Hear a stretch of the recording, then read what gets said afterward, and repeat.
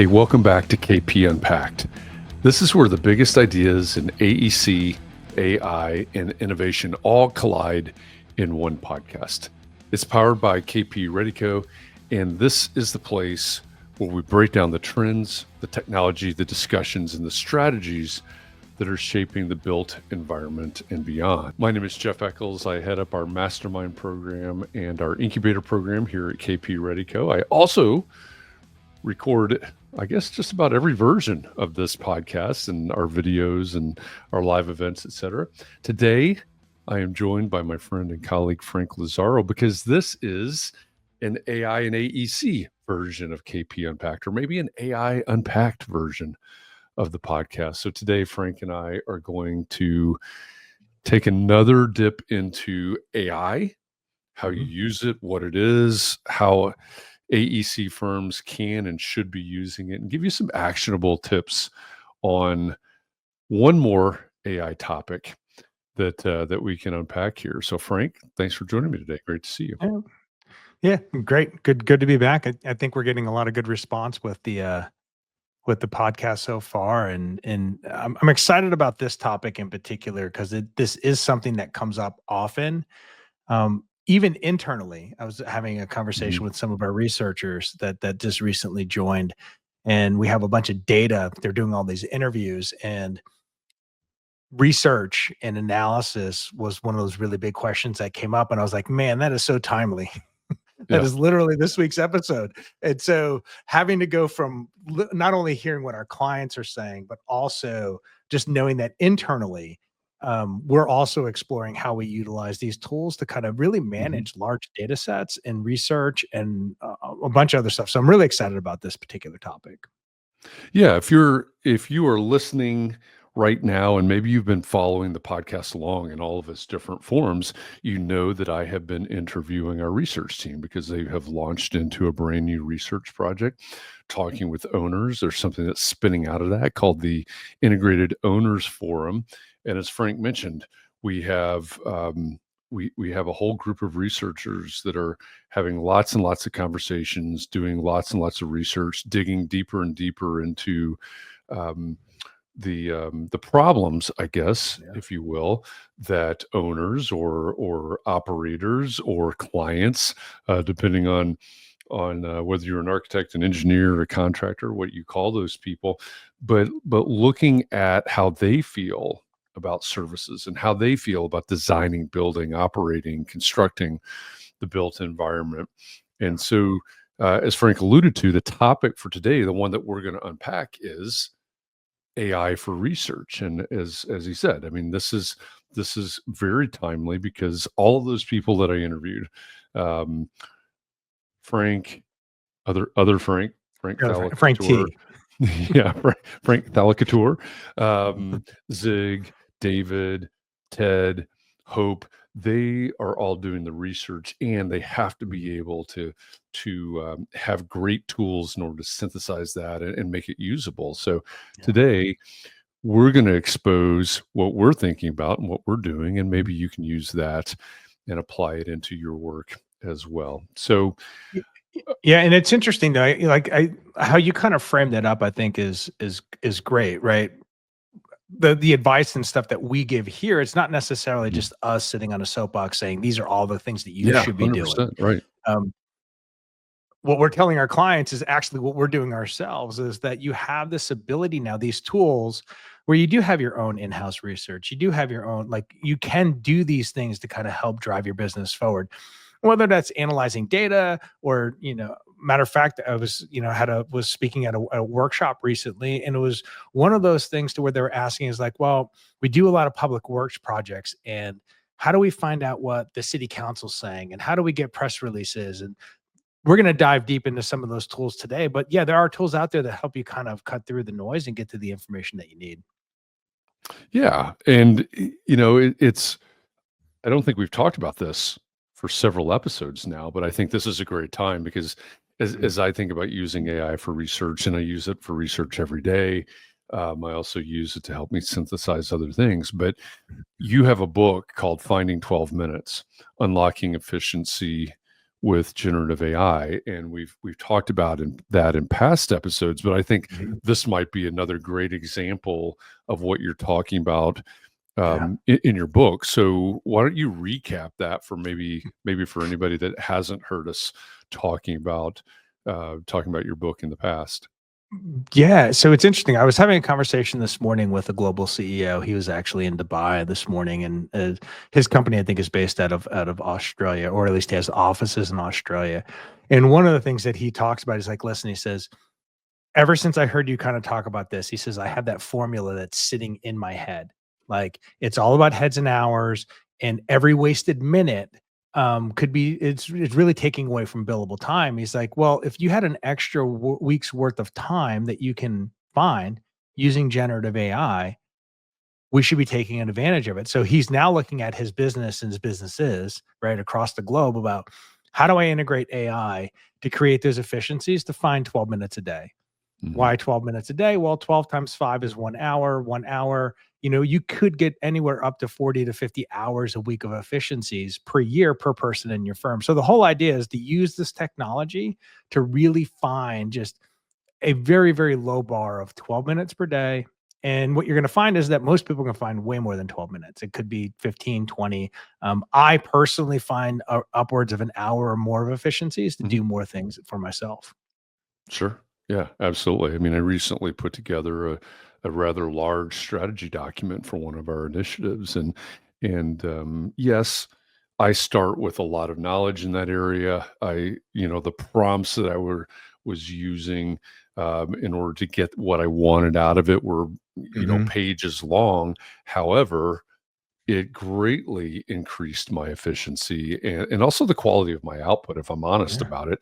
Um, and so, that 12 minutes, um, that 12 minutes was easy, right? It was Yeah. probably, as you said, it's maybe it was an hour, maybe it was 6 hours. I don't know. It was quite a bit. And I think this area of research, in Mhm. my mind, probably, and maybe that's my own, um, me being slow in research and things like that. But Yeah. I think this area of gaining efficiency in the area of research could be huge. So Yeah. we Well, know that AI one can of the, supercharge that. one of these tools that we're gonna be talking about, today came actually from one of our clients. Okay. His wife works for a large research company, so you go out there and think about some of those large Mhm. companies out there, that produce reports and surveys and all this other stuff. She works for one. One of these tools said that what one of these things does in 5 minutes is typically what takes a human analyst 2 weeks. Wow. Right, All right. Let's so talk about being that. able to access a variety of things. Now, not a lot of people know this, and I'll kinda let the cat out of the bag, but, I started a doctoral program earlier this year, and when you start thinking about doing research, and I haven't done research and haven't written papers, academic papers in 20 years, Hmm. having to get back into that, I look at some of these tools like Google Scholar and even ChatGPT, being able to find sourced and peer reviewed documentation at my fingertips. Like I don't have to go to a library. I have 7 libraries in front of me with all of these tools, and I'll use deep research and I will say, "Hey, listen, I want to dive deep on this topic. Help me find information." And then I give it parameters. Say, "Hey, it only can be scholarly and peer reviewed. It can only be within the last 5 years. Can only do this." And it's amazing on how fast it's able to pull all that stuff back. And I remember when I was graduating college back in the 90s, it was like you sat at the library and you looked at microfiche and you did all these things that just sucked up time. But now it's just like I just go in and just kind of prompt it and it just pulls something back. So I'm really excited about this topic. For those of you that just said micro what, just Google it. Just Google it. Just Google it. It's basically it's the analog internet is what it is. um, Chat or Gemini Deep Research one will Yep. explain it to you. It's literally just do it. Just do it. Uh, Entertain I yourself. Just we do it. laugh about that because we got some of those gray hairs, but that is pretty funny. A few. Yeah, we do. We do. So Uh, we know that AI is good for sorting through massive amounts of data, and we know that these tools are great for extracting key insights and being super efficient. And we know that we need to keep up with industry trends, which Yep. maybe is easier said than done sometimes if we don't feel like we have if we're not dedicating enough time to looking into it. But when, as you said, some of the information we're going to talk about today came from client of ours. But as we look at what's out there, how do we keep up to speed with what's going on, and what are your recommendations in terms of tools that we should be paying attention to? Yeah. Yeah, there's right now there are about three tools that are kind of on my, and when I say three, there's probably four if you really kind of dive into the deep research one, right? So ChatGPT came out with their deep research, but Claude came out with their deep research as well. So they all have this like little deep research function. Um, what I love about that tool though, but so let's use ChatGPT Deep Research for it. Some of the pros around that particular tool is the fact that if you already have some data or some research, you can start with your own, right? So, hey, based on what I've already started, let me augment and build out from there.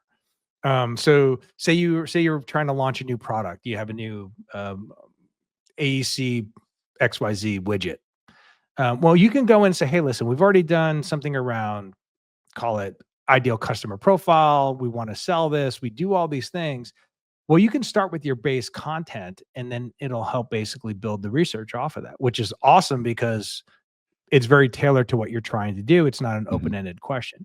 Now, downside is typically those features, like that kind of deep research feature, does require a paid subscription. So it is separate from the base license, right? I don't think you can get it on the free, but you can definitely get it on the paid versions.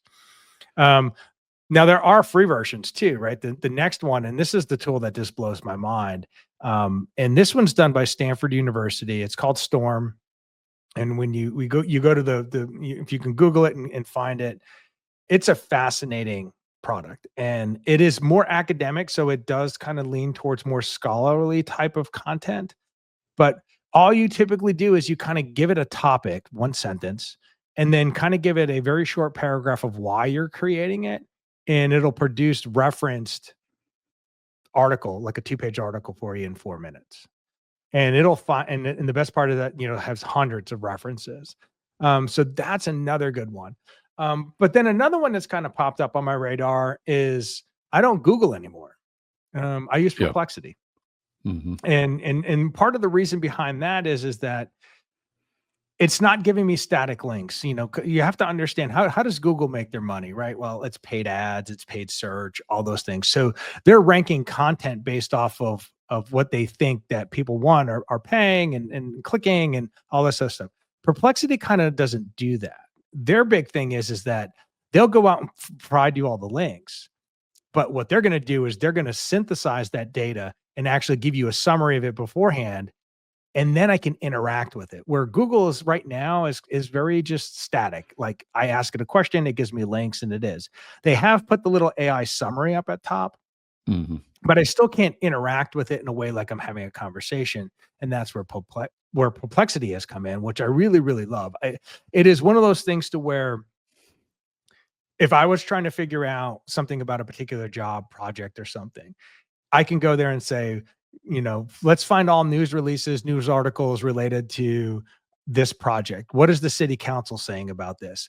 Where's the funding come from? And what it does is it finds all that public information live and then brings it back to you in a way that it's more digestible, so those are the three big tools, right? ChatGPT Deep Research, Storm from Stanford Universities is another big fan of that one. And then really kind of elevating my search game by shifting over to Perplexity for that more, what do they call it? Conversational search. Sure. Yeah. And, for those of you that have never tried this, and, maybe we'll call you, Frank, we'll call you the chat guy, and we'll call me the Google guy because I have the Google Pro edition stuff. So I use Gemini, right? So very, very similar. For those who aren't aware, it's very similar to chat. And I don't even remember what it was it was something really simple having to do something around here at the house Mhm. recently. I plugged it into Gemini Deep Research. So again, very similar to Chat Deep Mhm. Research, and it came back, right? It comes back with this answer. If you've never tried any of these deep research um, versions or platforms before, check this out. Asked a very simple question. Oh, I remember what I remember what it was now. I was trying to fix a link or a leak. Sorry, a leak with my kitchen faucet, and I narrowed it down. I had figured out what the problem was, but I couldn't identify um, the specific part number. I knew the manufacturer. I knew where the leak was coming from. Yeah. I had a pretty good idea what the part was that I needed, but I didn't necessarily know the model number of the faucet itself, which you need that, right, to Right. get down the tree to get to the right part. And so I'm Googling. I'm like, I can't figure this out. I can't figure this out. Why not try Gemini Deep Research? So I use Deep Research. I plug it in. It comes back with a response, and it Hmm.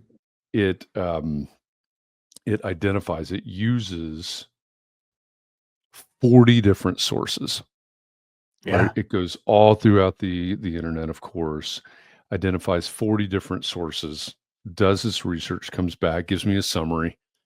Here's it starts out. Here's our methodology. Right. Here's how we're going to do it. Then it comes out. Here's an executive summary, basically, and then it goes through, gives me the ins, the outs, and then it says, "Here's what it probably is. Here's why we Hmm. can't say definitively what it is because this changed and that changed." It's Yep. faucets. I don't know, 3-4 years old, right? Things change, get discontinued, etc. But here's what it probably is. What you should do is, and it's a Kohler faucet. So I guess shout out to Kohler or whatever. Yeah. Maybe they should be sponsoring this episode. But shout out to Kohler. It says you should call this number.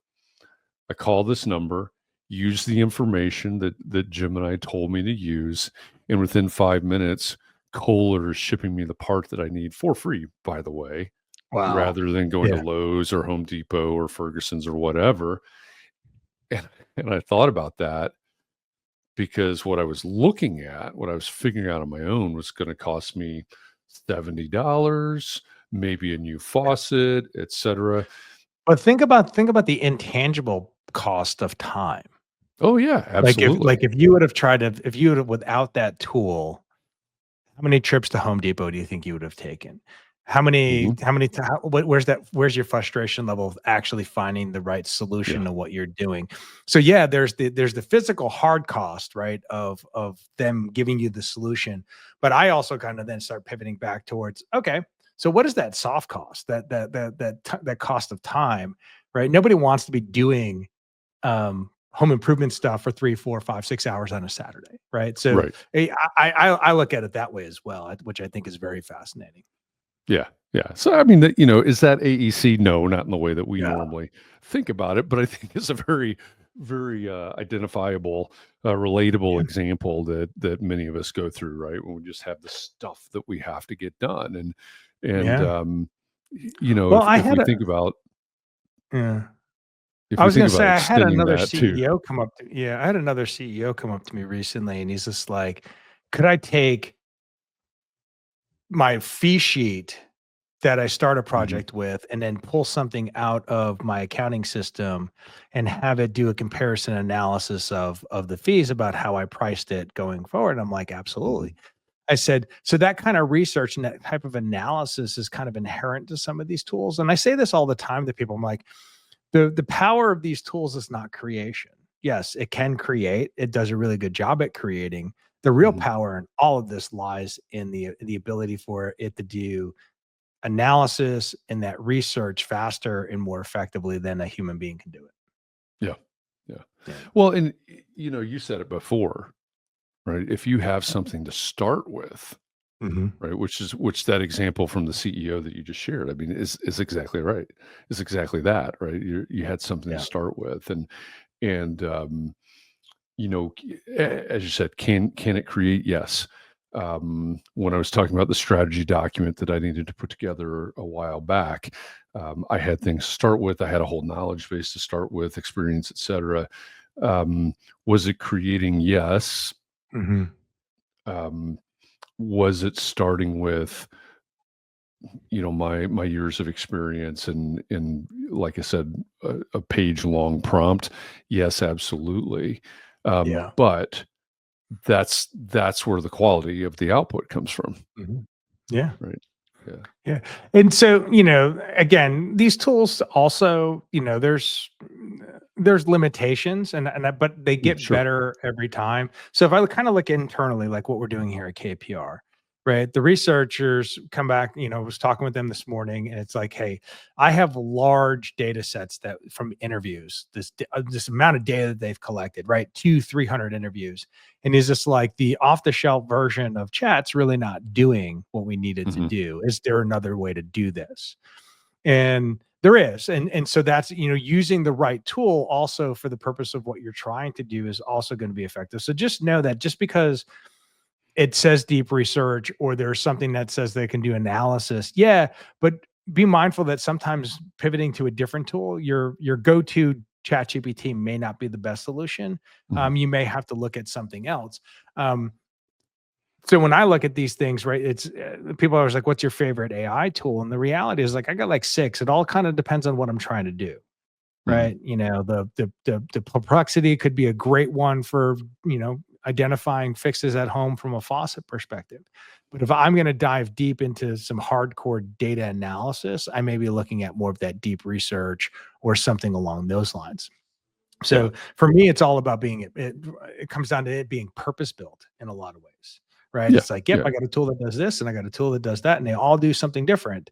Mhm. But I think the data analysis is a great example. I also think research, when I think about research, and I think this is one of those underreported things that this industry doesn't do.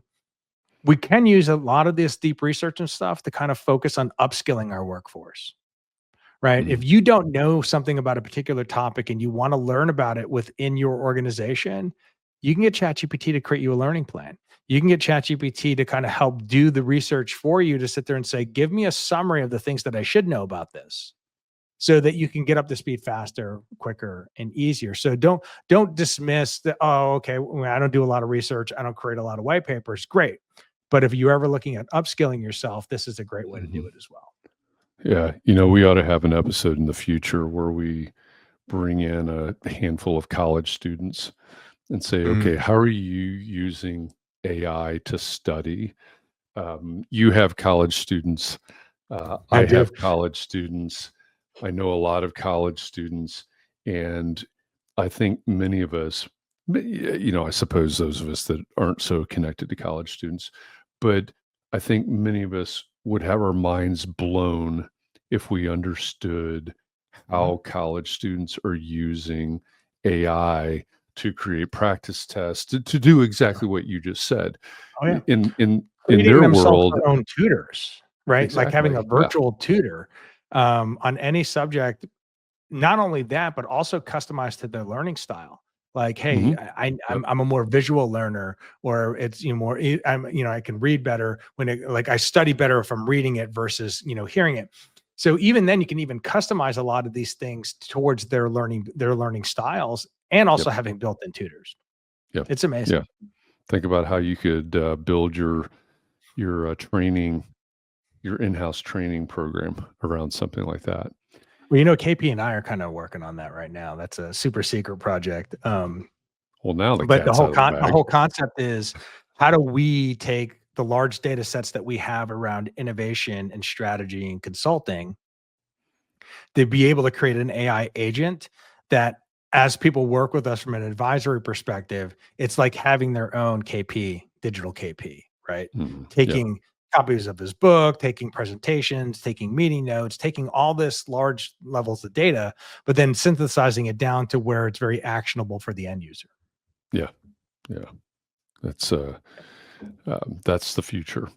All right. So we know that AI speeds up data collection and Mhm. analysis. We know that it can extract key insights from complex data sources Mhm. and can find data sources that frankly I wasn't going to find, right, when I was doing Yeah. my own research. So those are definitely some huge pros Mhm. to AI research tools. What are some of the cons? What's the Mhm. downside to some of these things? Yeah. Typically, the research stuff is more of the premium features, so you're gonna Hmm. have to it's just another subscription to it, so Yep. yes, it does have some capabilities on some of the free versions, et cetera. I know that Claude may do it, Gemini may do it. But typically, if you want access to the more advanced features, it is a pay to play type of deal. You have to, have a subscription to do that. That seems to be a con with a lot of these tools, right? We've Hmm. we've pivoted away from being able to buy software to now we're just basically renting it Yep. from a subscription perspective, and that's kind of the same thing here. The other thing is you got to understand how it's using your data, right? It's not infallible. It can make mistakes. It can look at data differently than you expect. So I think there's a lot of diligence around making sure that any output or analysis that is doing that, you're just verifying and double checking it, Yeah. right? So it's not necessarily a con, but it is call it a you need to pay attention to this. Don't assume that it's interpreted the data the correct way, Yeah. um, particularly if you're looking at large subsets of data. Now, one of the things that I found with my own experiences is that it doesn't necessarily misinterpret the data. Sometimes it actually leaves some out. So you could be expecting a particular result or expecting a particular answer. Then you realize, like, well, wait a minute, you kind of skipped over this whole table or you skipped over something. So Hmm. misinterpretation is an interesting word. It's likely to kind of miss things, and you just have to be very diligent on how you're asking it to kind of analyze the content. Yeah. Yeah. I mean, I would call that best practices, right? With Oh, any sort of 100%. AI, we Yeah. have to be really diligent about reviewing the output before we run with it. Okay, Mhm. for our listeners, let's give them one action step or one actionable takeaway because that's Mhm. one of the big things that we promise here. So for the person that's listening and saying, "Hey, have never used AI for research. That sounds like Mhm. something really, really useful for me or my team." Yeah. What do they need to do today? It's all about just go and try the tool. So what I would do right off the bat, low hanging fruit, low risk, um, have it create like a LinkedIn post for you around a particular topic that you want to kind of be positioned. Say you want to, or you want to be the subject matter expert around that, right? Give it some of your thoughts, give it some of the things that you're thinking, and then say, based on what I'm thinking and how I'm positioning myself for this, go write me a white paper, right? Based off of this topic. Just to kind of and I tell people to do that because it's really low hanging fruit, but I think that gives people the sense and the understanding of the power of what this can do, which then the next logical step is, okay, how does that integrate into my business? What am I doing? Am I going to be using the research function from a Mm, sales and business development perspective? Am I trying to up my white paper and my what is it, knowledge expertise?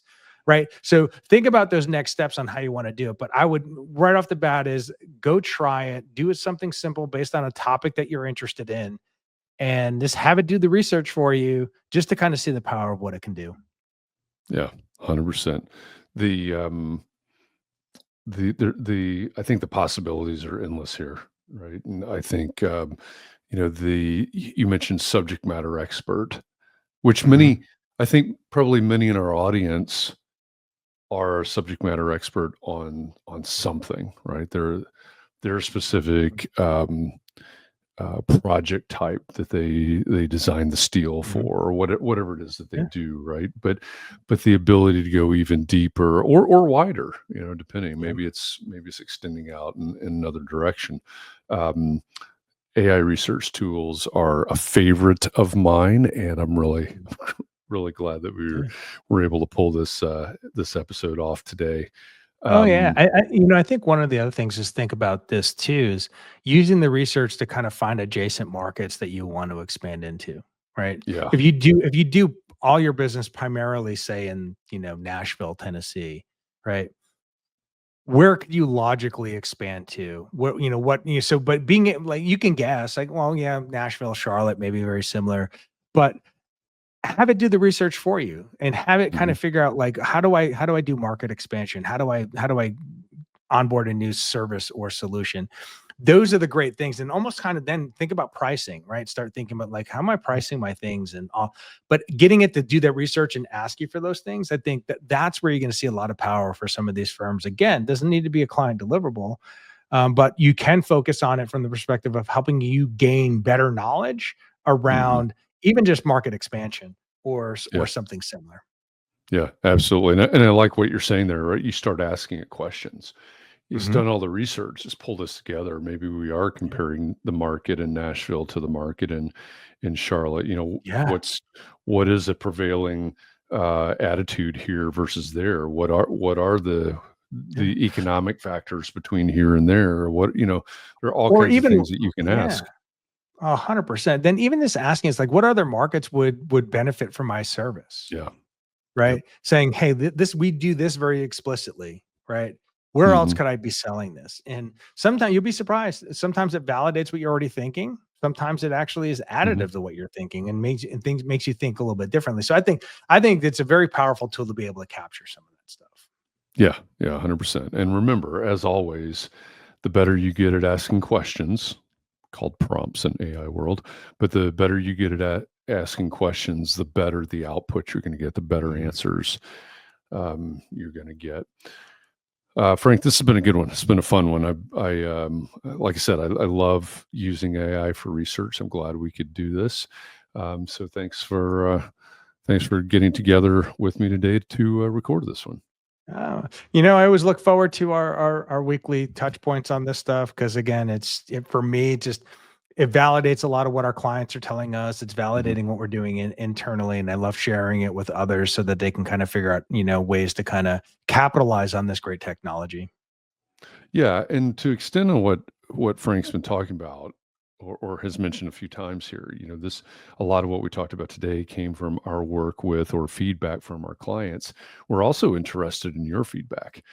So wherever you're consuming this, first of all, if we talked about anything and go, "Oh, I missed that. What were they talking about?" Just go down to the show notes.